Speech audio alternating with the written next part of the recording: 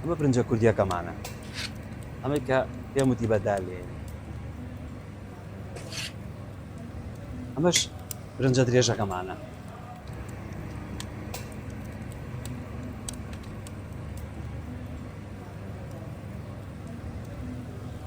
من ناوم وەستاباییزە لە ساڵەکانی 1970ەوە من لەم بوارە کارەکەم بەبێ دابڕان سوپاس بۆخوا لەم کاتەدا ئێستا چێشخانەی خۆمە سەعات 4 بەیانی تر ئێمە مەتامەکەوتە وردەوە دەدەستەکەم بە ئیشکار سەعات 2 خواردن تەواوی کاتی واش هەیە زووتریش تەواوێ بەڵام تر لای خواردەکەی سەعات 2 تەواو خواردنەکانمان شعبیە برنجی کوردیمان هەیە برنجی درێژیشمان هەیە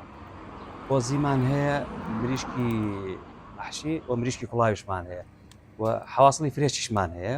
لەگەڵ مەجموعەیەش لێیە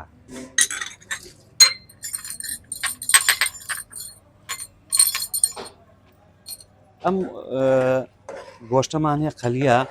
وەکو قۆزی قەلیە بەکارێنی حەواصلی فرێش ئەم حەواصڵە فرێشە ئەمەش کۆمەڵەش لێ وەکو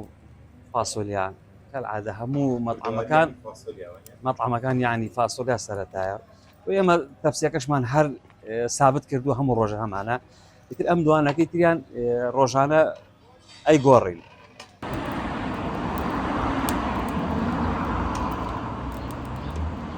قوربان برنجەکانمان بەدالێنێ بەڵێ بەبێ گومان بەبێ دوو دڵی ئەو شێفە ئەگەر تاقەیەک هەیە ئەگەر نەیبێ ئەو خواردنەش وا دەرناچێەوەی کە تۆتەیە 100% وایە مانتیقەکەی خۆم بۆ نمونە لە بەکرەجۆ خەڵک دێتی لە بەکرەجۆ هاتووم خەڵک دێتی لە وانەوە هاتوو خەڵک دێتی لە ڕاپەڕینەوە هاتووم لە خواتریش بەڵام خارجی سلێمانی نا لە سێ ساقیش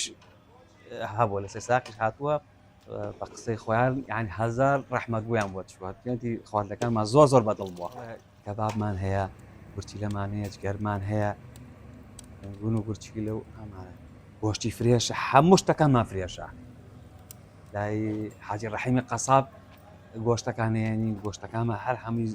ساغە و پاکە و فرێشە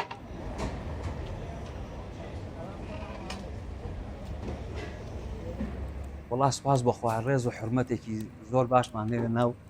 ئەم شارەیە و سوپاسی خوای گەورەی لەسەرەکە زۆر شاناچی پێوەکەم و سەرکەوتوشم سوپاس بۆ خوا و بژێوی ماڵ و ناڵیشم هەر لەسەر ئەمەیە و زۆر سوپاسی خوا ئەەکەم زۆر باشە زۆر مرتاحم